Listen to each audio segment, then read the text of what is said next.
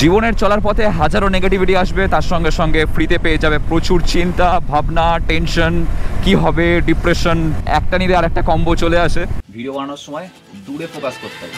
এখান থেকে সোজা বেরিয়ে গেলে আমরা পৌঁছাবো খড়িবাড়ি, গিয়ে ভাগিয়ে মজা আসছে। ফিল করো জায়গাটা, এখানে পাখিরা ডাকছে গাছেতে। এই জায়গাটা জাস্ট দেখো, দুপাশে গাছ, তার মাঝখান দিয়ে একটা অফরোডিং ট্রেল, প্রাইভেট অফরোড বলতে পারো এটা। সেরা লাগছে।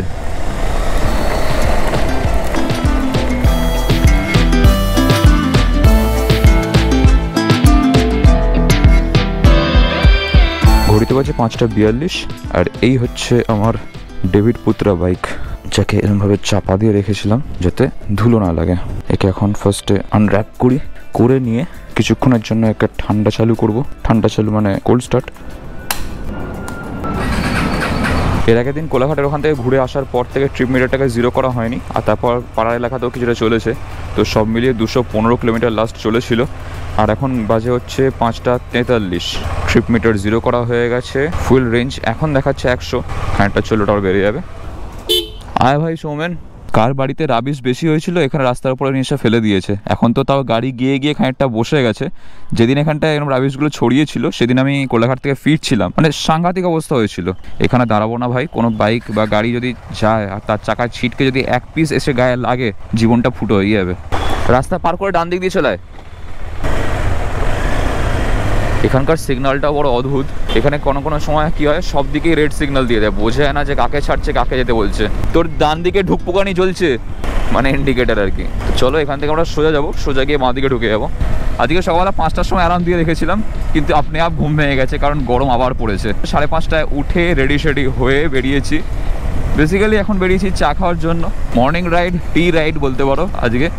আর বেশি দূর যাচ্ছিও না, কাছাকাছি যাবো, 1 কাপ চা খাবো, একটু খানিকক্ষণ বসবো, গল্প গুজব করবো, 2-4টে ছবি তুলবো, রিলস বানাবো। তো hey everyone, welcome back to my YouTube channel Throttle Life with Azhar. Good morning from Rajarhat New Town. এখন আমরা যাচ্ছি খড়িবাড়ি যাচ্ছি বেসিক্যালি আজকে কিছু রিলস বানানোর জন্য। রিলস থেকে মনে পড়লো, গতকাল আমি ইনস্টাগ্রামে একটা রিলস আপলোড করেছিলাম। গতকাল বলতে অ্যাকচুয়ালি পরশুদিন কেওনঝড়ে যাওয়ার যে ভিডিওটা, তার একটা ছোট্ট পার্ট, মানে ছোট্ট মানে বলতে পারো রিলস আর কত বড় হতে পারে, জাস্ট ওই 1 মিনিটের একটা পার্ট। তো সেখানে আমি বলছি যে এখান থেকে বাঁদিকে যদি চলে যাও তাহলে সেটা হচ্ছে দীঘাওয়ালা রাস্তা, আর ডান দিকে গেলে পুরী যাওয়ার রাস্তা। তো সেখানে পজিটিভ কমেন্ট, নেগেটিভ কমেন্ট সমস্ত কিছু রয়েছে। নেগেটিভিটি ভাই, তো সেই ভিডিওর মধ্যে একটা কমেন্ট এসছে যে বাঁদিকে গেলে দীঘা যাওয়া যায়, সেটাও জানো না, ব্লগিং বানাতে চলে এসেছো। আরে ভাই, আমি কি বলছি, কোথায় কি দেখাচ্ছি সেটা তো আগে দেখ, সেটা আগে শোন। মানে নিজেকে কালামূর্খ প্রমাণ করার এতটাই তারা যে কি বললাম না বললাম শোনার দরকার নেই। আমি বলছি যেখানে যে বাঁদিয়ে গেলে দীঘাওয়ালা রাস্তা, সেখানে সে এসে কমেন্ট করছে যে বাঁদিয়ে গেলে দীঘা যায়, সেটাও জানো না। মানে কি, মানে নিজেকে কালা প্রমাণ করতে চাও নাকি ভাই? তো এইরকম নেগেটিভ লোকজন প্রচুর রয়েছে, আর সব জায়গাতেই রয়েছে। যাই হোক, সে সমস্ত কিছুতে আমরা কান দেবো না, আমরা এখান থেকে ডান দিক দিয়ে বেরিয়ে যাবো। সকাল সকাল ওই সমস্ত ব্যাপার নিয়ে ভেবেছে নিতে লাভ নেই। আমাদের বাঁদিকে হচ্ছে চিলড্রেন্স পার্ক, আর এখানে বাচ্চা কাচ্চা থাকলে তবেই একমাত্র ঢুকতে দেয়, মানে সঙ্গে বাচ্চা থাকলে তবেই, এমন নয় যে বাচ্চা বাবা কি মা হতে হবে। হ্যাঁ, সূর্য মামা আস্তে আস্তে উঁকি মারছে ওপরের দিকে। কালকে রাত্রিবেলা আমি আর সোমেন মিলে যখন প্ল্যান করেছিলাম যেরকম সকালবেলা বেরোবো, তখন ভেবেছিলাম যে একবারে সকালবেলা গিয়ে সানরাইজটা নয় ভেরির ওপর থেকে উঠতে দেখবো, কিন্তু সানরাইজ ভাই হয়ে বেশি হয়ে গেছে। তো বন্ধু, আমরা উঠে পড়েছি 211 রোডে। এবার এখান থেকে যাব সোজা একদম রাজারহাট চৌমাথা পার করে। যে কোনো রাস্তায় বাইক নিয়ে বেরোলে সামনে যখন এইরকম সিন দেখতে পাই না, এই ইন্ডিয়ান গ্যাস বা বড় বড় ট্রেলারে করে যখন পাইপ নিয়ে যায়, ভাই সিরিয়াসলি বলছি ফাইনাল ডেস্টিনেশনের কথা মনে পড়ে যায়। এর ধারে পাশে নয় ভাই, সোজা ভাগা হয় কাছ থেকে। একটা মাল যদি ফাটে সারা এলাকা উড়ে যাবে, তার সঙ্গে সঙ্গে আমি, দরকার নেই।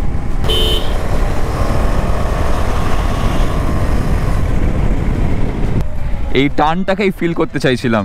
জীবনের চলার পথে হাজারো নেগেটিভিটি আসবে, তার সঙ্গে সঙ্গে ফ্রিতে পেয়ে যাবে প্রচুর চিন্তা ভাবনা, টেনশন, কি হবে, ডিপ্রেশন, একটা নিয়ে আর একটা কম্বো চলে আসে।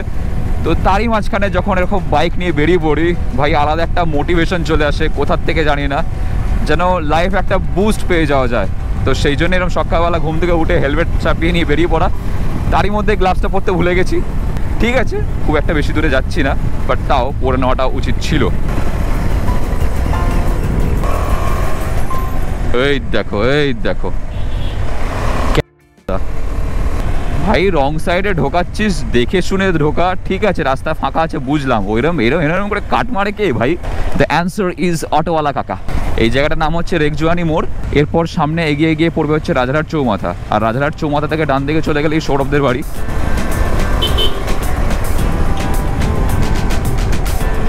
ভাগিয়ে মজা আসছে ভাই, আজকে ভাগিয়ে মজা আসছে।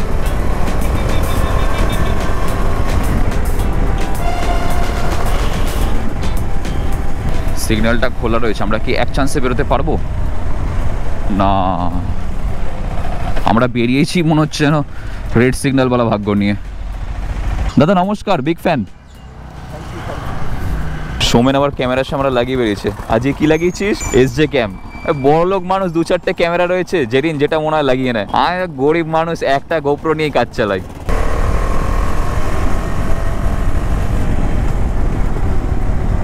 এ ভাই আর ধাক্কা মারিস না, পুরী থেকে আসার সময় একটা পাড়া ধাক্কা খেয়েছিলাম, আমার হেলমেটে স্ক্র্যাচ পড়ে গেছিল তার জন্যে। চলো ফাঁকা আছে, একটু টেনে নেওয়া যাক।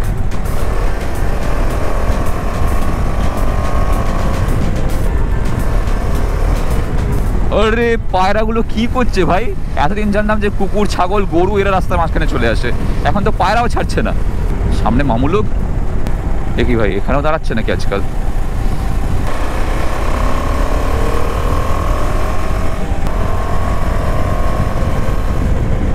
এখান থেকে সোজা বেরিয়ে গেলে আমরা পৌঁছাবো খড়িবাড়ি, আর একটু আগে মাটিয়াগাছা থেকে বাঁ দিকে ঢুকে গেলে আমরা পৌঁছে যাবো হচ্ছে কৈপুল।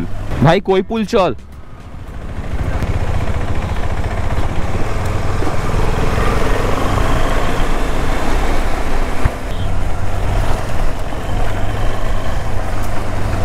এর আগের দিনের ভিডিও যারা দেখেছো তারা জানবে যে আমরা গেছিলাম হচ্ছে সবাই মিলে বন্ধুরা বেনেপুর, আর সেখানে গিয়ে আমি তোমাদেরকে বলেছিলাম যে জায়গাটা খুব সুন্দর, এটা একটা উইকেন্ড ডেস্টিনেশন। তোমরা অনেকে আমাকে বলেছিলে যে এরকম আরও উইকেন্ড ডেস্টিনেশনে খোঁজ দাও দাদা। তো আজকে আমরা যে জায়গাটায় যাচ্ছি, হ্যাঁ মানছি যে সকাল সকাল উঠে দুম করে চলে এলাম, আর সেরকম বিশেষ বন্ধু বান্ধবদেরকে সঙ্গে নিয়ে আসিনি, তবে এটাও কিন্তু একটা উইকেন্ড ডেস্টিনেশন বলতে পারো। তোমরা চাইলে এখানে আসতে পারো, ভালো লাগবে জায়গাটা। তার মধ্যে এখানে হালকা করে একটা অফরোডিং পার্ট রয়েছে, তোমাদের যাদের অফরোডিং ভালো লাগে তারা মজা পাবে। আসলে রাস্তাটা খালি দেখো ভাই, অ্যাডভেঞ্চার বাইক থাকলে এরকম রাস্তাও কিন্তু মনে হয় যে একটু দরকার, আলাদা মজা আসে। সি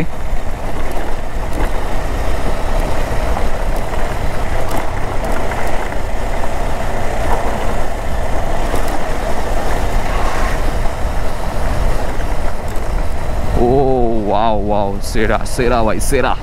তবে বলতে পারো যে এই রাস্তাটা কিন্তু পুরোটাই এরকম নয়, কিছু জায়গা আবার ভালো রাস্তাও রয়েছে। এখান থেকে বাঁয়ে মুড়ো মুড়ো বাঁয়ে,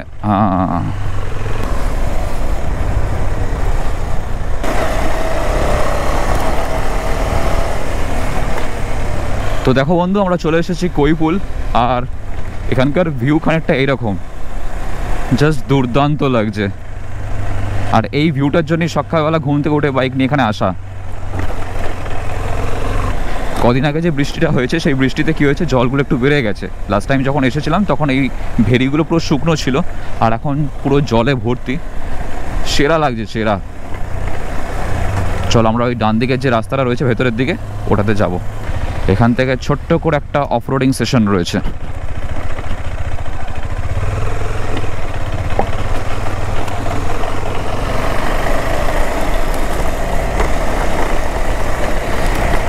এই জায়গাটা জাস্ট দেখো, দুপাশে গাছ, তার মাঝখান দিয়ে একটা অফরোডিং ট্রেল, প্রাইভেট অফরোড বলতে পারো এটা, সেরা লাগছে।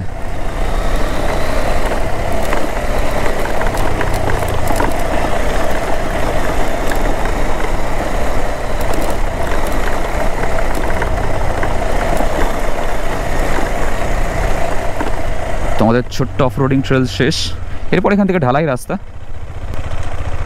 ওয়াও ভাই ওয়াও, জাস্ট ওয়াওয়ালা ভিউ। আমরা যখন এসেছিলাম তখন এখানটা পুরো ফাঁকা ছিল না, মাছ জল বোধহয় ছেড়েছে, কোথার থেকে জল নিয়ে এসে ঢালে এখানে বোধহয়। তোমরা যদি জানো তাহলে কমেন্টে জানাও এখানে এত জল কোথা দিয়ে এলো। সৌমেন কি রাত্রিবেলা এসে কিছু করে গেছে? সৌরভ আসতে পারে। তো এখন ঘড়িতে বাজে হচ্ছে 6:16, আমরা দাঁড়িয়ে আছি কৈপুলেতে। আর লাস্টবার যখন এখানে এসেছিলাম তখন তোমাদেরকে বলেছিলাম যে কৈপুল বা খড়িবাড়ি এই সমস্ত জায়গাগুলো ভোরবেলা আর বিকেলবেলার পক্ষে পারফেক্ট। এখন জাস্ট ফিল করো জায়গাটা, এখানে পাখিরা ডাকছে গাছেতে, এই সমস্ত গাছগুলোতে পাখির বাসা হয়ে রয়েছে। এখানে আমাদের দুজনের বাইক সাইড করা রয়েছে, অ্যাডভেঞ্চার আর পালসার। আমরা খানিকক্ষণ এই জায়গার ভিউটা এনজয় করি আমাদের মতন করে, আর তোমরা সিনেমাটিক এনজয় করো।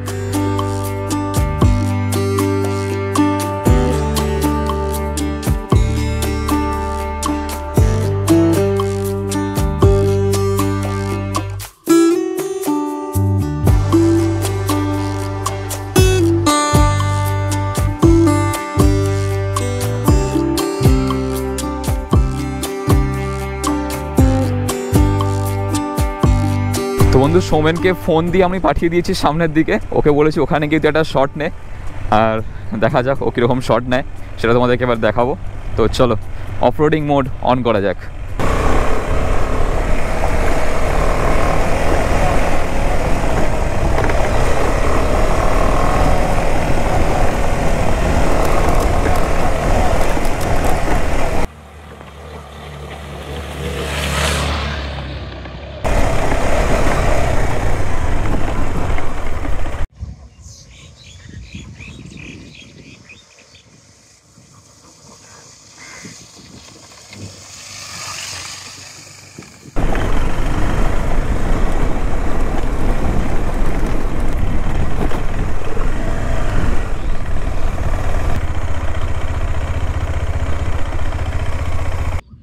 তো যেটার জন্য আজকে বেরোনো এই হচ্ছে বিস্কুট, আর ওখানে আমাদের চা রাখা রয়েছে।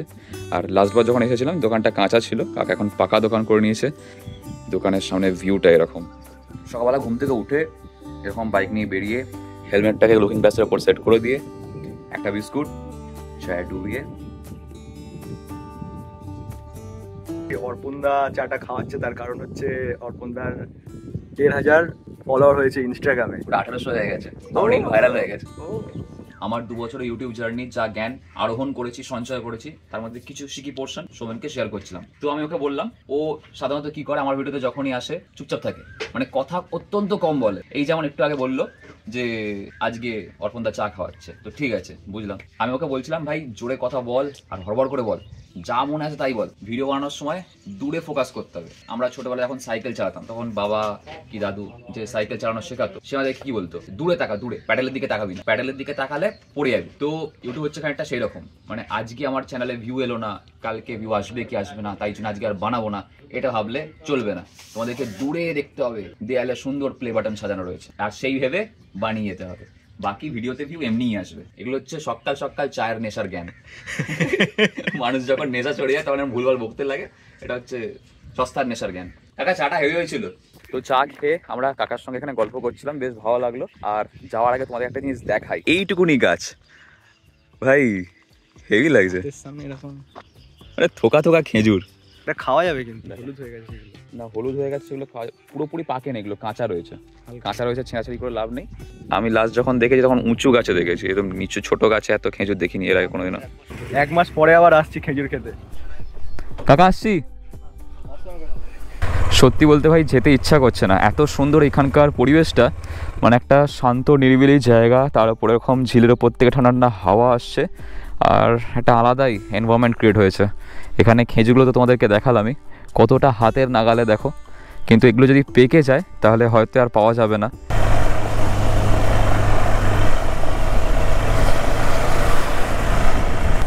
সপ্তাহ শেষে ঘুম থেকে উঠে এরকম একটা সুন্দর জায়গা যদি তোমরা যাও তাহলে তোমাদেরও কিন্তু মন ভালো হয়ে যাবে। বাকি জীবনে কি সমস্যা আছে না আছে, টেনশন ডিপ্রেশন সব কিছু গায়েব হয়ে যাবে এই কিছুক্ষণের মধ্যে। আলাদা একটা বুস্ট আসে বাকি কাজগুলো করার জন্য, সারাদিনের একটা এনার্জি গেইন হয়ে যায়। আর যদি বিকেলবেলা আসো তাহলে রাতের ঘুমটা ভালো হবে, এটুকুনি গ্যারান্টি দিতে পারি। বাকি জায়গাটা তো তোমরা দেখতেই পেলে যে কতটা সুন্দর। তবে হ্যাঁ, একটা জিনিস বলবো, তোমরা যদি আসো তাহলে ভুলেও কিন্তু জায়গাটাকে নোংরা করো না। চিপসের প্যাকেট হোক বা কাঁচের বোতল কোনো কিছু ফেলে নোংরা টোংরা করো না। পরিষ্কার পরিচ্ছন্ন রাখাটা আমাদেরই দায়িত্ব, আমাদেরই কর্তব্য। এছাড়া কাকার সঙ্গে বসে বসে গল্প করছিলাম, তো উনি বললেন যে কয়েকদিন আগে কি হয়েছে, কিছু লোকজন এসে এরকম রাত্রিবেলা ঢুকুঢুকু খেয়ে সেই কাঁচের বোতলটাকে ফেলেছে মানে জলের মধ্যে একেবারে, যে জিনিসটা একদমই উচিত নয়। এরকম কাঁচের বোতল ফেলে ওখানে নোংরা করলে পরবর্তীকালে গিয়ে যারা মাছ টাছ ধরে তাদেরই পা কেটে যায়। তো সেই জন্য ওখানকার লোকজন কি করেছে, তাদেরকে গামছা পরিয়ে ওই বোতল খোঁজা করিয়েছে। আমার মতে বলে এটা দরকার, শাস্তি না দিলে কখনোই শোধরাবে না, একটা কথা আছে না। তো তোমরা যদি আসো ভুলেও কিন্তু এরকম নোংরা করো না, আবর্জনা ছড়িও না, জায়গাটাকে পরিষ্কার পরিচ্ছন্ন রেখো। বাকি আজকের ভিডিওটা কেমন লাগলো অবশ্যই কমেন্টে জানিও। ভিডিওটা ভালো লেগে থাকলে মনে করে একটা লাইক করে দিও, চ্যানেল নতুন দেখে চ্যানেলটাকে সাবস্ক্রাইব করে দিও, আর পাশে বেল আইকনটা অবশ্যই বাজিয়ে দাও। এরকম ছোটোখাটো ব্লগ তোমাদের কেমন লাগছে সেটা জানাতে ভুলো না। বাকি চলো দেখা হচ্ছে খুব শীঘ্রই তোমাদের সঙ্গে নেক্সট ব্লগেতে। Till then stay safe, take care, bye. ভেতরকার জ্ঞানী মানুষ বেরিয়ে এসছে চা খেয়ে, আর অন্য কিছু খেলে কি হবে? বাকি পজ কর ভাই, বসতে দে খানিকক্ষণ। অর্পণ মাহেশ্বরী।